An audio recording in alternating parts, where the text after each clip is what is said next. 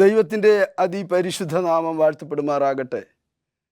അനുഗ്രഹപൂർണമായ മറ്റൊരു ദിവസം കൂടി ദൈവത്തിൻ്റെ തിരുസന്നിധിയിൽ നമുക്കായിരിക്കാൻ ദൈവം ഇടയാക്കിയതിനായിട്ട് ദൈവത്തെ മഹത്വപ്പെടുത്താം. ഇന്നത്തെ ഈ ഹോപ്പ് ചാനലിൽ കൂടിയുള്ളതായ ദൈവിക സന്ദേശം ശ്രമിക്കുവാൻ കടന്നു വന്ന എല്ലാ മക്കളെയും ഞാൻ ഹാർദവമായിട്ട് സ്വാഗതം ചെയ്യുന്നു. നമ്മുടെ ശുശ്രൂഷയുടെ ആരംഭമായി ഒരു വാക്ക് പ്രാർത്ഥിക്കാം. സ്നേഹവാനും പരിശുദ്ധനുമാകുന്ന നല്ല ദൈവമേ, അനുഗ്രഹപൂർണമായി നല്ല സമയത്തിനായി നന്ദിയോടെ സ്തോത്രം. അങ്ങയുടെ മക്കളെ കർത്താവിൻ്റെ തിരുസന്നിധിയിൽ തരുന്നു. ഈ ശ്രവിക്കുന്ന വചനങ്ങളൊക്കെയും അവരുടെ വ്യക്തി ജീവിതത്തിന് അനുഗ്രഹമായി മാറുവാൻ ദൈവം ഇടയാക്കണം. നന്മകളും കൃപകളും നൽകി അനുഗ്രഹിക്കണം. പ്രാർത്ഥന കേട്ടിരിക്കാൻ സ്തോത്രം. സകലതും യേശുവിൻ്റെ നാമത്തിൽ തന്നെ, ആമേൻ. പ്രിയമുള്ള ശ്രോതാക്കളെ, ഇന്ന് ഞാൻ നിങ്ങളോട് പങ്കുവയ്പ്പാൻ ആഗ്രഹിക്കുന്നത് ബി സ്ട്രോങ് ഇൻ ക്രൈസ്റ്റ്, ക്രിസ്തുവിൽ ശക്തരാകുക. കർത്താവിൻ്റെ വരവിനായി കാത്തിരിക്കുന്ന നമുക്ക് കർത്താവിൻ്റെ വരവിനായി എന്ത് ചെയ്യുവാൻ കഴിയുമെന്ന് നമ്മളിൽ എത്ര പേർ ചിന്തിച്ചിട്ടുണ്ട്? കഴിഞ്ഞ കാലങ്ങളിലൊക്കെ നാം ദൈവത്തോടൊപ്പമാണ് നിൽക്കുന്നത് എങ്കിൽ, ക്രിസ്തുവിൻ്റെ വഴികളിലാണ് നാം ജീവിക്കുന്നത് എങ്കിൽ, നമുക്ക് ഒരു നല്ല ദൈവ പൈതലായി, നല്ല വിശ്വാസിയായി നിലനിൽക്കുവാൻ കഴിയും. കഴിഞ്ഞ നാളുകളിലൊക്കെയും നമ്മുടെ പൂർവ്വപിതാക്കന്മാർ ദൈവത്തിന് വേണ്ടി നിലകൊള്ളുകയും ദൈവത്തിൻ്റെ ഉത്തമ സാക്ഷികളായി നിലനിൽക്കുകയും ചെയ്തു. അവരൊക്കെയും കർത്താവിൻ്റെ മഹത്വ പ്രത്യക്ഷതയ്ക്ക് വേണ്ടി കാത്തിരിക്കുന്നവരാണ്. ഞാനും നിങ്ങളും ഈ നാളുകളിൽ ജീവിക്കുമ്പോൾ എത്രമാത്രം ഉറപ്പും ധൈര്യവുമുള്ളവരായിട്ടാണ് നമ്മുടെ ക്രിസ്തീയ ജീവിതം നയിക്കുന്നത്. ദൈവത്തിൻ്റെ വചനം പറയുകയാണ്, ബി സ്ട്രോങ് ഇൻ ഫെയ്ത്ത്. നാം ഓരോരുത്തരും എല്ലാ കാലത്തും വിശ്വാസത്തിൽ നിലനിൽക്കണമെങ്കിൽ നമ്മുടെ വിശ്വാസം ശക്തമായിരിക്കണം. റോമർക്ക് എഴുതിയ ലേഖനം 4-ാം അധ്യായം അതിൻ്റെ 19-20 വാക്യങ്ങൾ വായിക്കുമ്പോൾ അവിടെ ഇപ്രകാരം രേഖപ്പെടുത്തിയിരിക്കുന്നു: അവൻ ഏകദേശം 100 വയസ്സുള്ളവനാകയാൽ തൻ്റെ ശരീരം പോയതും സാറയുടെ ഗർഭപാത്രത്തിൻ്റെ നിർജീവത്വം ഗ്രഹിച്ചിട്ടും വിശ്വാസത്താൽ ക്ഷീണിച്ചില്ല. ദൈവത്തിൻ്റെ വാഗ്ദത്തത്തിങ്കൽ വിശ്വസിക്കുകയാൽ സംശയിക്കാതെ വിശ്വാസത്തിൽ ശക്തിപ്പെട്ട് ദൈവത്തിന് മഹത്വം കൊടുത്തു. ഇവിടെ നമ്മുടെ വിശ്വാസത്തിൻ്റെ പിതാവായിരിക്കുന്ന അബ്രഹാമിൻ്റെ ജീവിതത്തെയും തൻ്റെ ജീവിതത്തിൽ സംഭവിച്ച എല്ലാ കാര്യങ്ങളെയും ക്രോഡീകരിച്ചുകൊണ്ട് അപ്പോസ്തലനായ പൗലോസ് ഇപ്രകാരം ഒരു സന്ദേശം ഈ ലേഖനത്തിൽ എഴുതിയിരിക്കുകയാണ്. അബ്രഹാമിന് തൻ്റെ വാർദ്ധക്യ കാലത്തും തനിക്ക് സന്താനം ഉണ്ടാകുകയില്ല എന്ന് നാം എല്ലാവരും വിശ്വസിക്കുമ്പോഴും തനിക്ക് മക്കളുണ്ടാകുമെന്നുള്ളതായ ഒരു ഉറച്ച വിശ്വാസം അവർക്ക് ഇരുവർക്കും ഉണ്ടായിരുന്നു എന്ന് വചനം രേഖപ്പെടുത്തിയിരിക്കുന്നു. നാം അറിയേണ്ട കാര്യം എന്താണെന്ന് ചോദിച്ചാൽ, ഓരോരുത്തരും വിശ്വാസത്തിൽ എപ്രകാരമാണ് പ്രതികരിക്കുന്നത് എന്ന് നാം ചിന്തിക്കേണ്ടിയിരിക്കുന്നു. നമ്മുടെ വിശ്വാസം എത്രമാത്രം ദൃഢതയുള്ളതാകുന്നു, നമ്മുടെ വിശ്വാസത്തിൽ നാം ശക്തരാണോ എന്ന് ഓരോ സമയവും നാം ചിന്തിക്കണം. അബ്രഹാമിനെ സംബന്ധിച്ചിടത്തോളം ദൈവം അബ്രഹാമിനെ വിളിച്ച് വേർതിരിച്ചത് സമയം ഏതാണ്ട് 75 വയസ്സുള്ളതായ മനുഷ്യനെ ദൈവം വിളിച്ചിട്ട് പറയുകയാണ്, ഞാൻ കാണിപ്പാനിരിക്കുന്ന ദേശത്തേക്ക് പോകുക. അബ്രഹാമും തൻ്റെ ഭാര്യയും തൻ്റെ പിതാവുമായിട്ട് താൻ ഒരു യാത്ര പുറപ്പെടുന്നു. എവിടേക്ക് പോകുന്നു എന്ന് അബ്രഹാമിന് അറിയില്ലായിരുന്നു. എന്നാൽ നാം മനസ്സിലാക്കേണ്ടത്, ഊർ ദേശത്ത് നിന്ന് അദ്ദേഹം ദൈവത്തിൻ്റെ വിളിക്കനുസരിച്ച് പ്രവർത്തിക്കുവാൻ, അല്ലെങ്കിൽ ദൈവത്തിന് ഹിതത്തിനനുസരിച്ച് മുൻപോട്ടുള്ള ജീവിതം നയിക്കുവാൻ ഒരു തീരുമാനമെടുത്തു എന്ന് നമുക്ക് കാണുവാൻ സാധ്യമാകും. പിന്നീടുള്ളതായ സമയങ്ങളെക്കുറിച്ച് നാം ചിന്തിക്കുകയാണെങ്കിൽ, ഹാരാനിലും അതുപോലെ തന്നെ കാനാനിലും ബേഥേലിലും ബെർശബായിലും ഹെബ്രോനിലും ഒക്കെയും അദ്ദേഹം പോയി താമസിക്കുകയുണ്ടായി. ദൈവം ആവശ്യപ്പെടുന്ന പ്രകാരം പലയിടങ്ങളിൽ അദ്ദേഹം മാറി മാറി താമസിക്കുന്നതായി നമുക്ക് കാണുവാൻ സാധ്യമാകും. ഈ യാത്രാമധ്യയൊക്കെയും പ്രതികൂലങ്ങളും പ്രയാസങ്ങളും ഉണ്ടായിട്ടുണ്ട്. അവർക്ക് മക്കളില്ലായിരുന്നു. മക്കളില്ലാത്തതിൻ്റെ ഭാരം അവർക്കുണ്ടായിരുന്നു. പല സമയങ്ങളിലും മക്കൾക്ക് വേണ്ടി അവരാഗ്രഹിച്ച സമയത്ത് അവർ പല ആലോചനകൾ ചെയ്യുന്നതായിട്ട് നമുക്ക് വേദപുസ്തകത്തിൽ കാണുവാൻ സാധ്യമാകും. എലിയാസറിനെ തൻ്റെ ഭവനത്തിലെ തൻ്റെ ശുശ്രൂഷകനായിട്ടുള്ളതായ എലിയാസറിനെ ഒരു മകനെ പോലെ സ്വീകരിക്കുവാൻ ആദ്യം തുനിയുന്നതായി നമുക്ക് കാണുവാൻ സാധ്യമാകും. പിന്നീട് സാറായിയുടെ വാക്ക് കേട്ട് താൻ ഹാഗറിനെ വിവാഹം ചെയ്യുന്നതായി നമുക്ക് കാണുവാൻ സാധ്യമാകും. ഇതൊക്കെയും കാണുമ്പോൾ അബ്രഹാം എന്ന് പറയുന്നതായ മനുഷ്യൻ വിശ്വാസത്തിൻ്റെ പൂർത്തീകരണമാണ് എന്ന് നാം വിശ്വസിക്കുമ്പോൾ അദ്ദേഹത്തിൻ്റെ ജീവിതത്തിൽ പല വ്യതിയാനങ്ങൾ ഉണ്ടാകുകയും വിശ്വാസത്തിൽ പലപ്പോഴും പിന്തിരിയുന്ന അവസ്ഥയുണ്ടാകുകയൊക്കെയും ചെയ്യുന്നതായി കാണുവാൻ സാധ്യമാകും. എന്നാൽ നമ്മൾ ഉൽപ്പത്തി പുസ്തകം അതിൻ്റെ 17-ാമത്തെ അധ്യായത്തിലേക്ക് കടന്നു വരുമ്പോൾ ദൈവം അബ്രഹാമിനെ വിളിച്ചിട്ട് പറയുകയാണ്, അബ്രഹാമേ, നീ എൻ്റെ മുൻപിൽ നേരായി നടക്കണം, നീ എൻ്റെ മുൻപിൽ നേരായിട്ട് നടക്കണം. അപ്പോൾ അബ്രഹാമിന് 99 വയസ്സാണ്. നീ എൻ്റെ മുൻപിൽ നേരുള്ളവനായിട്ട് നടന്നാൽ നിനക്ക് ഞാൻ വാഗ്ദത്തം ചെയ്തതുപോലെ നിനക്ക് സന്തതിയെ നൽകും.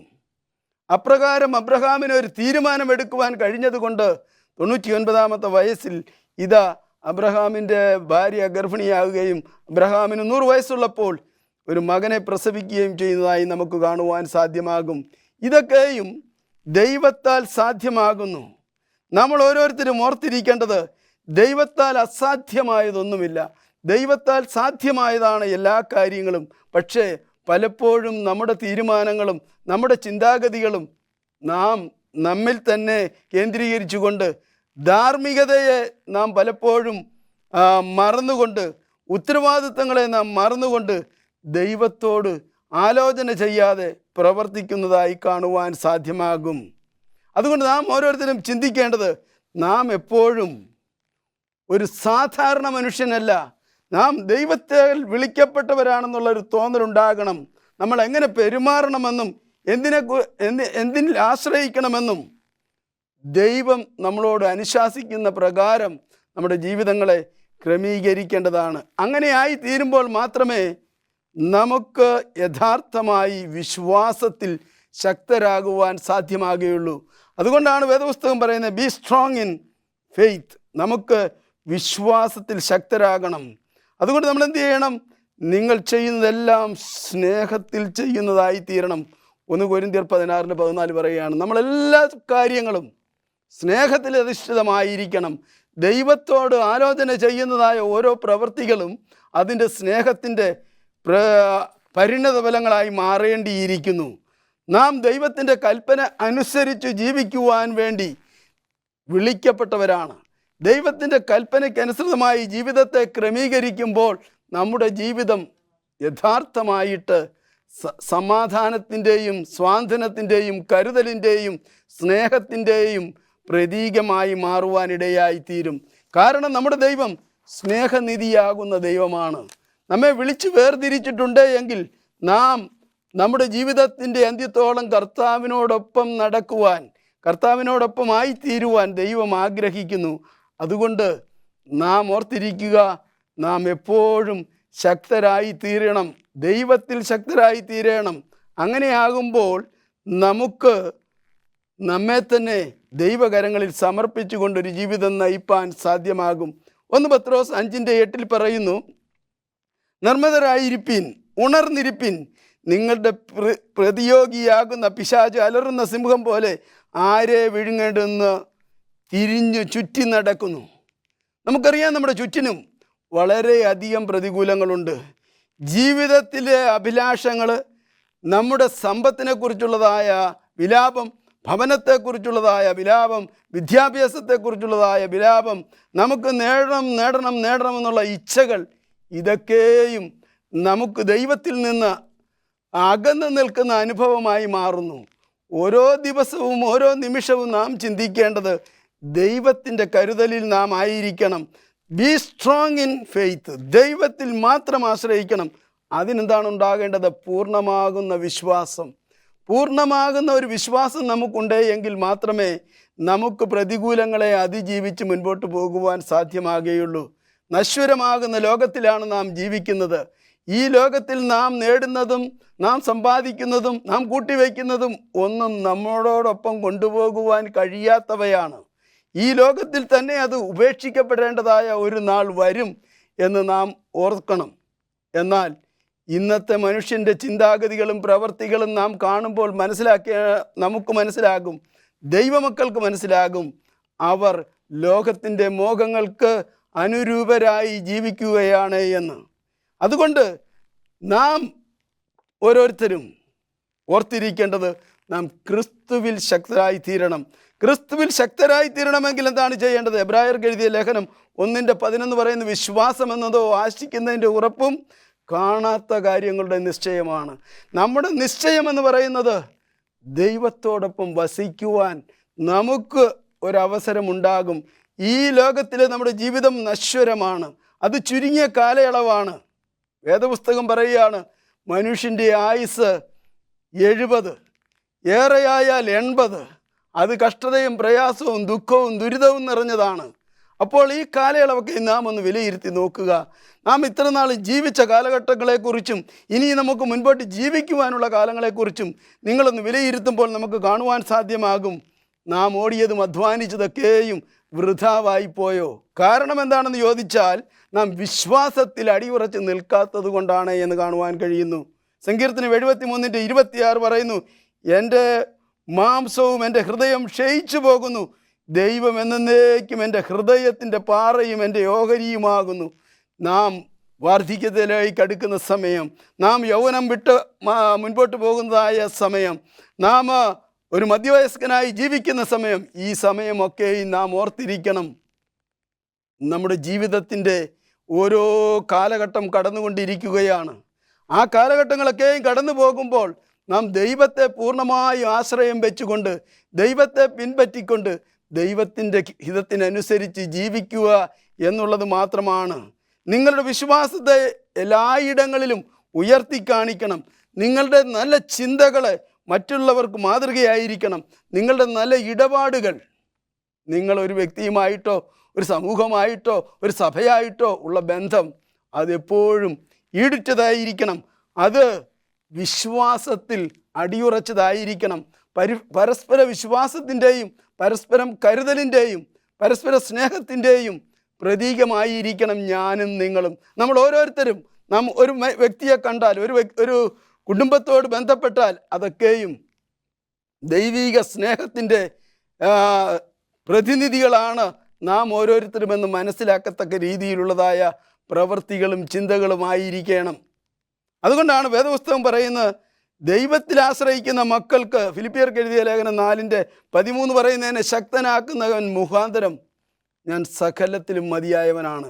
എന്നെ ശക്തനാക്കുന്നവൻ മുഖാന്തരം ഞാൻ സകലത്തിലും മതിയായവനാണ്. അപ്പോസ്തലനായ പൗലോസിന് അപ്രകാരം പറയുവാൻ കഴിയുന്നു എങ്കിൽ അദ്ദേഹത്തിൻ്റെ ഈടുറ്റതായ വിശ്വാസം, അടിയുറച്ചതായ വിശ്വാസം, ദൈവത്തെ സ്നേഹിക്കുവാൻ, ദൈവത്തിൻ്റെ കരുതലിനെ കുറിച്ച് ഓർക്കുവാൻ, ദൈവത്തിൻ്റെ വഴി നടത്തിപ്പിനെ കുറിച്ച് ഓർക്കുവാൻ എപ്പോഴും ശക്തീകരിക്കുന്ന ഒരു കരം തൻ്റെ മേലുണ്ട് എന്ന് വിശ്വസിക്കുവാൻ, ഈ അന്ത്യനാളുകളിൽ ജീവിക്കുന്നതായ അന്ത്യകൃപാദൂതിൻ്റെ വക്താക്കളായ യേശുവിൻ്റെ സാക്ഷ്യമുള്ളതായ ദൈവത്തിൻ്റെ പ്രതിനിധികളായി എന്നെയും നിങ്ങളെയും ദൈവം ഈ നാളുകളിൽ ആക്കി തീർത്തിട്ടുണ്ട് എങ്കിൽ ഞാനും നിങ്ങളും നമ്മുടെ ഓരോരുത്തരുടെയും ക്രിസ്തീയ ജീവിതത്തിൽ ക്രിസ്തുവിൽ ശക്തരായിരിക്കണം. കാരണം നമ്മളെ വിളിച്ച് വേർതിരിച്ചിരിക്കുന്നവരാണ്. നാം ക്രിസ്തുവിൻ്റെ വിളിക്കനുസരിച്ച് ജീവിതങ്ങളെ ക്രമീകരിപ്പാൻ വേണ്ടി ദൈവം തിരഞ്ഞെടുത്തിരിക്കുന്നവരാണ്. ദൈവത്തിൻ്റെ മാതൃക എന്നിലും നിങ്ങളിലും മറ്റുള്ളവർ ദർശിക്കണം. ദൈവം നമുക്ക് വഴികാട്ടിയായിട്ടുണ്ടാകണം. നമ്മുടെ ഓരോ പ്രവർത്തനങ്ങളിലും അത് തെളിയിക്കപ്പെടണം. ദൈവത്തിൻ്റെ നടത്തിപ്പ് നമ്മുടെ ഓരോരുത്തരുടെയും വ്യക്തി ജീവിതങ്ങളിൽ ഉണ്ടാകുമ്പോൾ മാത്രമേ നമുക്ക് ദൈവത്തെ പൂർണ്ണമായും മനസ്സിലാക്കി ജീവിക്കുവാൻ സാധ്യമാകുകയുള്ളൂ. പ്രിയമുള്ള സഹോദരങ്ങളെ, നാം ഓർത്തിരിക്കണം, എത്രമാത്രം സ്നേഹനിധിയായ ഒരു ദൈവമാണ്. ക്രിസ്തുവിൽ ശക്തരാകണമെങ്കിൽ, ദൈവത്തിൽ ശക്തരാകണമെങ്കിൽ നമ്മൾ ഐക്യത്തിൻ്റെ പ്രതിനിധികളായിരിക്കണം. മത്തായിയുടെ സുവിശേഷം 22:29 പറയുന്നു, യേശു ഉത്തരം പറഞ്ഞത്, നിങ്ങൾ തിരുവെഴുത്തുകളെയും ദൈവശക്തിയെയും അറിയായിക കൊണ്ടാണ് തെറ്റിപ്പോകുന്നത്. നാം ഓരോരുത്തരും ദൈവത്തിൻ്റെ സന്നിധിയിൽ നിന്ന് വീണു പോകുന്നുണ്ട് എങ്കിൽ, ദൈവത്തിൽ നിന്ന് അകന്നു പോകുന്നുണ്ട് എങ്കിൽ, നമുക്ക് ദൈവസന്നിധിയിൽ ഇരിക്കുവാൻ കഴിയുന്നില്ല എന്നുണ്ട് എങ്കിൽ, നമുക്ക് പ്രാർത്ഥിക്കുവാൻ സമയം കണ്ടെത്തുവാൻ കഴിയുന്നില്ല എങ്കിൽ, നമുക്ക് ദൈവവചനം പഠിക്കുവാൻ സമയം കണ്ടെത്തുവാൻ കഴിയുന്നില്ല എങ്കിൽ, നാം ഓർക്കണം, നാം ദൈവത്തിൻ്റെ സന്നിധിയിൽ ദൈവത്തിൻ്റെ വചനത്തെ പൂർണ്ണമായും ഗ്രഹിക്കുവാനോ ദൈവിക വഴികളെക്കുറിച്ച് പൂർണ്ണമായും ഉൾക്കൊള്ളുവാനോ കഴിയാത്തവരായി തീർന്നിരിക്കുന്നു. ആയതുകൊണ്ട് നാം ചിന്തിക്കേണ്ടത്, ദൈവം നമ്മെ ഓരോരുത്തരെയും തിരഞ്ഞെടുത്തിരിക്കുകയാണ്. ദൈവികമാകുന്ന ശക്തിയാണ് നമ്മെ നടത്തുന്നത്. ദൈവികമാകുന്ന കരുതലാണ് നമുക്ക് വഴികാട്ടിയായുള്ളത്. ഇന്ന് നമ്മുടെ ആവശ്യം എന്താണെന്നതയോ? വിശ്വസ്തരായ വ്യക്തികൾ. നാം വിശ്വസ്തരായിരിക്കണം.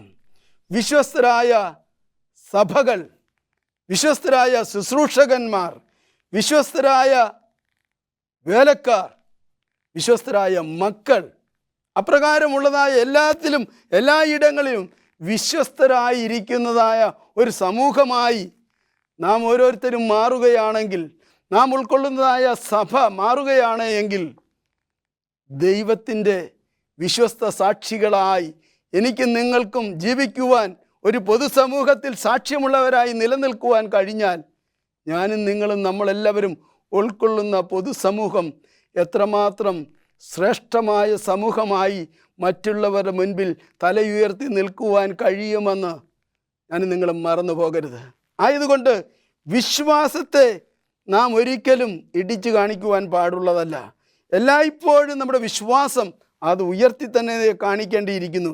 എല്ലാ കാര്യങ്ങളിലും നാം വിട്ടുവീഴ്ച ചെയ്യുന്നവരായി ആകുവാൻ പാടില്ല. നമുക്ക് ഒത്തുതീർപ്പിൻ്റെ മനോഭാവമല്ല, മറിച്ച് നമുക്ക് വിശ്വാസത്തിൽ ഏകപ്രത്യാശയും ഏകലക്ഷ്യവും ഉള്ളവരായിരിക്കണം. നാം അപ്രകാരമായിരിക്കുമ്പോൾ മാത്രമേ ദൈവത്തിൻ്റെ ഹിതം, ദൈവത്തിൻ്റെ പ്രവൃത്തി, ദൈവികമാകുന്ന ചിന്ത, ദൈവവുമായിട്ടുള്ളതായ ബന്ധം അത് മുറുകെ പിടിക്കുവാൻ സാധ്യമാകുകയുള്ളൂ. നാം ഓരോരുത്തരും ഓർത്തിരിക്കണം, ഈ നാളുകൾ അന്ത്യകൃപാദൂത് ലോകത്തോട് അറിയിക്കുവാനുള്ള നാളുകളാണ്. അന്ത്യകൃപാദൂത് ലോകത്തോട് അറിയിക്കുമ്പോൾ ആ അറിയിക്കപ്പെടുന്ന ദൂതിനനുസൃതമായി നാം ഓരോരുത്തരും ക്രമീകൃതമായ ഒരു ജീവിതമുള്ളവരായിരിക്കണം. നമ്മുടെ ക്രമീകൃതമായ ജീവിതം വരും തലമുറകൾക്ക് ഒരു മാതൃകയായിരിക്കണം. പുതുതലമുറ നമ്മെ കണ്ട് പഠിക്കണം. നമ്മൾ ഓരോരുത്തരും ചെയ്യുന്നതായ പ്രവൃത്തികൾ എന്താണ്? ഇന്ന് നമുക്കറിയാം, എല്ലാ ഇടങ്ങളിലും ഏത് മതവിഭാഗത്തിലാണെങ്കിലും വംശനാശം സംഭവിച്ചു കൊണ്ടിരിക്കുന്ന ഒരനുഭവമാണ്. വരും തലമുറകൾ വിശ്വാസത്തിൽ അടിയുറച്ച് നിൽക്കുവാൻ കഴിയാത്ത വണ്ണം പിന്തിരിയുന്നതായ അവസ്ഥ, ദൈവത്തിൻ്റെ നടത്തിപ്പ് എന്തെന്ന് മനസ്സിലാക്കി കൊടുക്കാതെ ദൈവകൽപ്പനയും യേശുവിലുള്ള വിശ്വാസവും കാത്തുകൊണ്ട് ജീവിക്കുന്നവരാണ് എന്ന് പറയുമ്പോൾ തന്നെ നമുക്ക് ലജ്ജിക്കേണ്ടതായ അവസരമുണ്ടാകും. പ്രിയമുള്ളവരെ, ഓർത്തിരിക്കുക, ദൈവം എത്ര കാരുണ്യവാനാണ്, ദൈവം എത്ര കരുതുന്നവനാണ്, ദൈവത്തിൻ്റെ വഴികൾ എത്ര വിശാലമാണ്. ദൈവം നമ്മെ ഓരോരുത്തരെയും അവനിൽ ശക്തരാകുവാൻ ആഹ്വാനം ചെയ്തുകൊണ്ട് ദൈവത്തിനോൽ വിശ്വാസമുള്ളവരായിട്ട് ദൈവകൽപ്പനയ്ക്ക് അനുസൃതമായി ജീവിതത്തെ ക്രമീകരിക്കുന്നവരായി ജീവിപ്പാൻ മാർഗദർശികളായി നമുക്ക് അനേക ദൈവദാസന്മാരെ, അപ്പോസ്തലന്മാരെ, അതുപോലെ തന്നെ പ്രവാചകന്മാരെ, നമ്മുടെ പൂർവ്വപിതാക്കന്മാരെയൊക്കെയും സാക്ഷ്യമായി നമ്മുടെ മുൻപിൽ നിർത്തിയിരിക്കുകയാണ്. നാം അവരെയൊക്കെയും കാണുമ്പോൾ അവരുടെ ജീവിതങ്ങളെ നാം നമ്മുടെ ജീവിതത്തിലേക്ക് പകർത്തുവാൻ സാധ്യമായിട്ടുണ്ടോ? ഞാൻ തുടക്കത്തിൽ പറയുകയുണ്ടായി അബ്രഹാമിനെക്കുറിച്ച്, അബ്രഹാമിൻ്റെ ജീവിതത്തെക്കുറിച്ച്. ആ മനുഷ്യനെ വിളിച്ച് വേർതിരിച്ച നാൾ മുതൽ അവൻ്റെ ജീവിതത്തിൻ്റെ അന്ത്യത്തോളം ദൈവത്തിന് സാക്ഷ്യമുള്ളവനായി നിലനിന്നു. തൻ്റെ മകനെ യാഗം കഴിപ്പാൻ തക്കവണ്ണം 100 വയസ്സ് പ്രായമായപ്പോൾ ദൈവം തനിക്കൊരു മകനെ നൽകി. എന്നാൽ പിന്നീട് ദൈവം പറയുകയാണ്, നിൻ്റെ മകനെ എനിക്ക് വേണ്ടി മോറിയ മലയിൽ യാഗം കഴിക്കുക. യാതൊരു വിധമായ പിന്തിരിയലിൻ്റെയോ അല്ലെങ്കിൽ വ്യസനത്തിൻ്റെയോ ഒരവസ്ഥയുണ്ടായില്ല. ദൈവം തന്നു. അതുകൊണ്ട് ദൈവത്തിൻ്റെ സന്നിധിയിൽ തന്നെ സമർപ്പിക്കുവാൻ വേണ്ടി സന്നദ്ധനായ ഒരു മനുഷ്യനെ, ആ മനുഷ്യൻ നമുക്ക് സാക്ഷ്യമായി ആ മോറിയ മലയിൽ തൻ്റെ മകനെ യാഗം കഴിക്കുവാൻ കടന്നുപോയ പിതാവ് അതിൽ നിന്നൊക്കെയും വിജയമുള്ളവനായി ആ ബാലനെ ബലി കഴിക്കുന്നതിനുള്ള കത്തിയോങ്ങുന്ന സമയത്ത് ദൈവം അവനോട് പ്രത്യക്ഷപ്പെട്ടിട്ട് ബാലൻ്റെ മേൽ കൈവയ്ക്കരുത് എന്ന് പറഞ്ഞുകൊണ്ട് ഇതാ ബലി നൽകുന്നതിന് വേണ്ടി ഒരാടിനെ നൽകുന്നതായി നമുക്ക് കാണുവാൻ സാധ്യമാകും. ഈ കഥയിൽ നിന്ന് നാം മനസ്സിലാക്കേണ്ടത് ഒരു പിതാവിൻ്റെ സന്നദ്ധത, ഒരു വിശ്വാസിയുടെ സന്നദ്ധത, ദൈവത്തോട് ചേർന്ന് നിൽക്കുന്ന ഒരു അനുഭവം. ആ അനുഭവം പിന്നീട് അബ്രഹാമിൻ്റെ പേരിന് തന്നെ ഒരു വലിയ മാറ്റം വരുത്തി വിശ്വാസികളുടെ പിതാവായി തീരുവാൻ സാധ്യമായി തീർന്നു. എന്തുകൊണ്ട് എന്ന് ചോദിക്കുമ്പോൾ സമർപ്പണത്തിൻ്റെ പ്രതിനിധിയായി എല്ലാം ദൈവത്തിൻ്റെ കരങ്ങളിൽ സമർപ്പിക്കുവാൻ ശക്തനായ ഒരു മനുഷ്യനായി ജീവിക്കുന്നതായി നമുക്ക് കാണുവാൻ സാധ്യമാകും. എൻ്റെയും നിങ്ങളുടെയും ജീവിതത്തിൽ ദൈവത്തോട് നാം എത്രമാത്രം നന്ദിയുള്ളവരാണ്. ദൈവം ഈ നാളുകളിൽ എത്ര അതിശയകരമായി നമ്മെ നടത്തിയിരിക്കുന്നു. എന്നെ കേൾക്കുന്ന പ്രിയ സഹോദരങ്ങളെ, നിങ്ങൾ ചെറുപ്പക്കാരായിരിക്കാം, നിങ്ങൾ മധ്യവയസ്കരായിരിക്കാം, നിങ്ങൾ പ്രായമുള്ളവരായിരിക്കാം, ഇല്ല നിങ്ങൾ വാർദ്ധക്യത്തിൽ കിടപ്പ് രോഗികളുടെ അവസ്ഥയിലായിരിക്കാം. ഏതവസ്ഥയിലായിരുന്നാലും ഒരു കാര്യം ഞാൻ പറയട്ടെ, ദൈവത്തിൽ ശക്തരാകുക, ക്രിസ്തുവിൽ ശക്തരാകുക. ദൈവത്തിൻ്റെ കരം പിടിക്കുവാൻ നിങ്ങൾക്ക് സന്നദ്ധരാണോ? ദൈവത്തിൻ്റെ കരത്തിൽ നിങ്ങളെ തന്നെ സമർപ്പിക്കുവാൻ നിങ്ങൾക്ക് സാധ്യമാകുമോ? തീർച്ചയായിട്ടും ദൈവം നിങ്ങളെ ശക്തീകരിക്കുന്ന ദൈവമായി, കരുതുന്ന ദൈവമായി, നിങ്ങളുടെ എല്ലാ ഭാരങ്ങളെയും നീക്കുന്ന ദൈവമായി മുൻപോട്ട് നയിപ്പാൻ ശക്തനായി കൂടെ ഉണ്ടാകും. ഒന്ന് നാം ചെയ്യണം, വിളിച്ചവൻ വിശ്വസ്തനാണ്. ആ വിളിക്കനുസരിച്ച് ജീവിതത്തെ ക്രമീകരിക്കുക. ഒരിക്കൽ കൂടി ഞാൻ ഓർമ്മിപ്പിക്കട്ടെ, നിങ്ങൾ ഓരോരുത്തരും ഈ നാളുകളിൽ ദൈവത്തിൻ്റെ കരുതലിലാണ്, സംരക്ഷണത്തിലാണ്. എത്രയോ പ്രതികൂലങ്ങൾ നമ്മുടെ ഈ നാളുകളിൽ ജീവിതത്തിൽ കടന്നു വന്നിട്ടുണ്ട്. അവയിലൊന്നും വീണു പോകാതെ ദൈവം നമ്മെ എല്ലാവരെയും കരങ്ങളിൽ വഹിച്ചു സംരക്ഷിച്ചു. അത് ദൈവത്തിൻ്റെ കൃപാദാനമാണ്. ആ കൃപയ്ക്കനുസരിച്ച് ജീവിക്കുക. B strong in faith, B strong in Christ. ക്രിസ്തുവിൽ ശക്തരാകുക, വിശ്വാസത്തിൽ ശക്തരാകുക. ആ ഒരു പ്രാർത്ഥനയോടെ ഞാൻ എൻ്റെ വാക്കുകളെ നിർത്തുന്നു. സർവശക്തൻ തുടർന്നും നിങ്ങളെ ഓരോരുത്തരെയും തൻ്റെ കരങ്ങളിൽ എടുത്ത് വഴി നടത്തുമാറാകട്ടെ. ആമേൻ. നമുക്കൊരു വാക്ക് പ്രാർത്ഥിക്കാം. കാരുണ്യവാനും വീണ്ടെടുപ്പുകാരനും രക്ഷകനും ഞങ്ങളെ ഏറ്റവും അതിവാത്സല്യമായി സ്നേഹിക്കുന്ന ഞങ്ങളുടെ വാഴ്ത്തപ്പെട്ട സ്വർഗീയ പിതാവേ, അങ്ങയിൽ ശക്തരാകുവാൻ ഇന്നത്തെ ഞങ്ങളുടെ ശ്രോതാക്കളെ എല്ലാവരെയും അങ്ങ് ഇടയാക്കണമെന്ന് പ്രാർത്ഥിക്കുന്നു. ഞങ്ങളുടെ ചിന്തകൾ, പ്രവർത്തികൾ എല്ലാം ദൈവത്തിന് ഹിതമായി തീരുവാൻ, അങ്ങയോട് ചേർന്ന് നിൽക്കുവാൻ ഞങ്ങളെ ഇടയാക്കണം. എല്ലാ നന്മകളും കൃപകളും നൽകി അനുഗ്രഹിക്കണം. പ്രാർത്ഥന കേട്ടിരിക്കിയാൽ സ്തുതിക്കുന്നു. സകലതും യേശുവിൻ്റെ നാമത്തിൽ തന്നെ. ആമേൻ.